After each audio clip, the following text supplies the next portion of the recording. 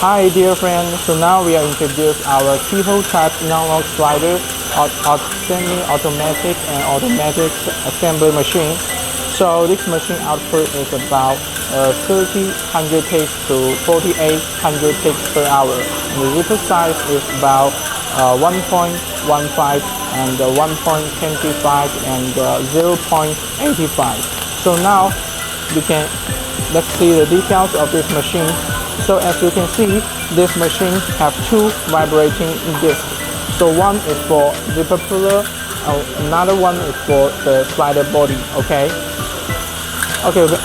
and then the slider body will automatically transport it to this channel, and the zip slider puller will come from this channel. Okay, you can see. So after the slider body and the puller come to this channel, this part, and then will be assembly.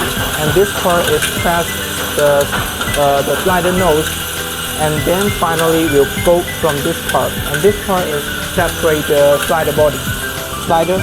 So finally the slider will come from here.